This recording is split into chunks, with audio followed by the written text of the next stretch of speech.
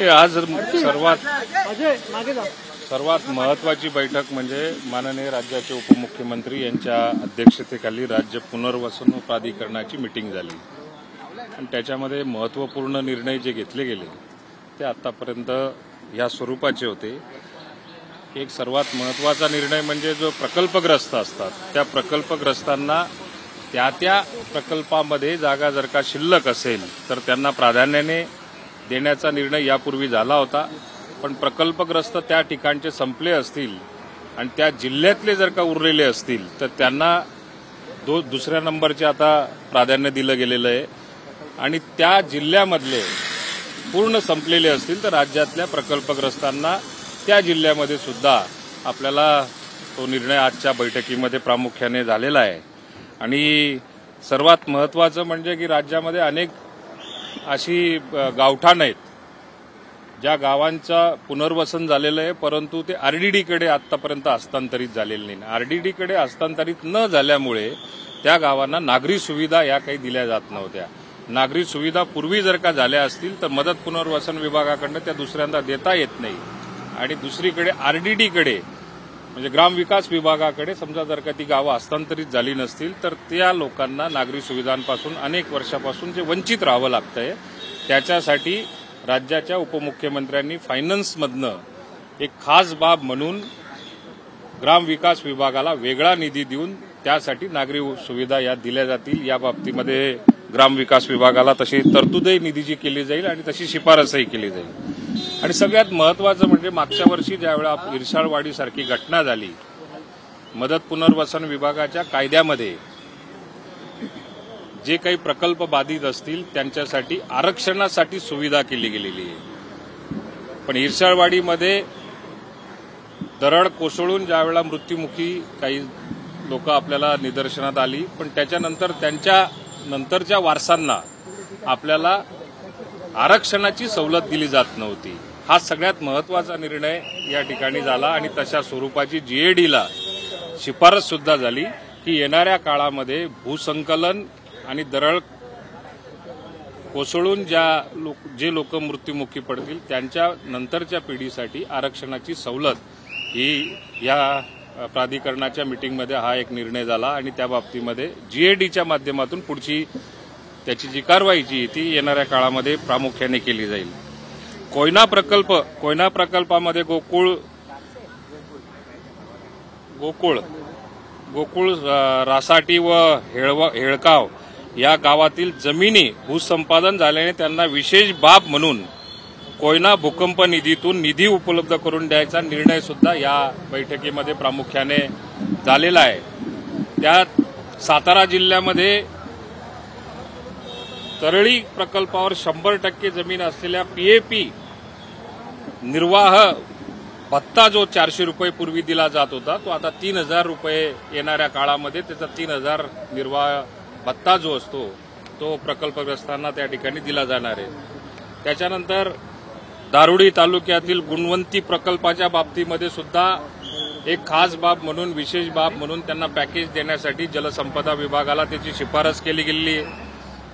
आंबळापूर प्रकल्प जिल्हा यवतमाळ यासाठी सुद्धा जलसंपदा विभागाला मदत पुनर्वसन विभागाच्या प्राधिकरणाच्या बैठकीच्या माध्यमातून त्यांना खास बाब म्हणून येणाऱ्या काळामध्ये एक खास बाब म्हणून त्याला विशेष पॅकेज देऊन जलसंपदा विभागाला सूचना दिल्या गेलेल्या आहेत। सर, मुंबईमध्ये देखील अनेक पीएपी प्रकल्प आहेत ज्यांना अनेक ठिकाणी विरोध केला जातो म्हणजे पश्चिम उपनगरात आहे मुंबईच्या धारावीचे देखील अनेक पीएपीचे प्रकल्प आहेत। मुळामध्ये धोरणामध्ये पीएपी कोणाला म्हटलं पाहिजे की जे प्रकल्पग्रस्त धरणामध्ये ज्याची जमीन गेलेली असेल त्या प्रकल्पग्रस्तांनाच मदत पुनर्वसन विभागाकडनं या पद्धतीची मदत केली जाते किंवा सहाय्यता केली जाते। आता त्याच्यामध्ये एक नवीन ऍड झालेलं आहे की येणाऱ्या काळामध्ये भूसंकलनामुळे किंवा दरड कोसळून ज्या ठिकाणी ज्या गावाचं नुकसान झालं असेल ज्या वाडीचं नुकसान झालं असेल त्यांना आरक्षणाचा फायदा दिला पाहिजे हा खरा निर्णय आहे। सर, मदत पुनर्वसन विभागाचे तुम्ही मंत्री आहेत, पावसाळ्यापूर्वी यादी अनेक बैठका घेतल्या मात्र खात्याचे सचिवच बैठकाला नसल्याच्या बाब समोर आलेली आहे। घाटकोपर दुर्घटनेसंदर्भात सुद्धा जी बैठक झाली आहे सोनिया शेट्टी कशा संदर्भात पाहता सोनिया शेट्टी बैठकीला उपस्थित नसलेले बाब समोर आलेली आहे। नाही मुळामध्ये आपत्ती व्यवस्थापनेसारखा सर्वात महत्वाचं खातं आमचं असल्यामुळे सोनिया शेट्टींकडे दोन्ही गोष्टी येतात. एक तर आपत्ती व्यवस्थापनाचा त्या ठिकाणी पाठपुरावा करणे आणि त्याच्यासाठी दक्षता काय घ्यायची त्या बाबतीत महाराष्ट्रभर दौरे करणे आणि त्या ठिकाणी त्यांना योग्य ते साहित्य पुरवण्याचं काम करायचं. दुसरी गोष्ट, मदत पुनर्वसन विभागामध्ये हायकोर्टाने एक निर्णय असा घेतला होता की कोयना प्रकल्पाच्या अंतर्गत ज्या 7 जिल्ह्यांमध्ये प्रकल्पग्रस्तांना जमिनीचं वितरण झालेलं आहे त्यामध्ये कुठेतरी आपल्याला सुसज्जपणा आणण्याच्या दृष्टिकोनातून किंवा त्या प्रकल्पग्रस्तांना योग्य न्याय मिळण्याच्या दृष्टिकोनातून काही हायकोर्टाचे निर्देश आलेले आहेत. त्याच्यासाठी हाय पॉवर कमिटी नेमलेली आहे आणि त्या हाय पॉवर कमिटीच्या अध्यक्षाच या आमच्या विभागाच्या सचिव असल्यामुळे सातत्याने त्या बैठकींना त्यांना जास्त उपस्थित राहावं लागतं. म्हणून माझीच परवानगी घेऊन बऱ्याचदा त्या जिल्ह्याच्या त्या बैठकीला किंवा आयुक्तांच्या त्या बैठकीला त्या उपस्थित असतात. असं काही नसतं की त्या येतच नाही किंवा दांडी मारतात, असला काही प्रकार होत नाही. सर, समाजातली दरी जी आहे ती कमी होणं गरजेचं आहे असं शरद पवार म्हटले आणि जो आरक्षणाचा मुद्दा सध्या गाजतोय त्या मुद्द्याबाबत सरकार जे काही निर्णय घेईल त्याला आमचा पाठिंबा असेल असं त्यांनी म्हटलं. पवार आता हा सगळ्यात महत्वाचा विषय आहे की समाजामध्ये दरी निर्माण करण्याची सुरुवात कोणी केलेली आहे हा संशोधनाचा भाग आहे. त्यामुळे ओबीसी समाज असेल, मराठा समाज असेल, या दोन्ही समाजाला आपण कसा समतोल राखता येऊ शकतो किंवा समान न्याय कसा देता येऊ शकतो या बाबतीमध्ये मराठा समाजाच्या आरक्षणाबाबतीमध्ये सरकारने, राज्याचे प्रमुख या नात्याने, मुख्यमंत्र्यांनी या बाबतीत निर्णय याआधीच घेतलेला आहे. सूर्यकांत पाटील ज्या आहेत भाजपमध्ये होत्या त्या आता शरद पवार यांच्या पक्षात त्यांनी आहे.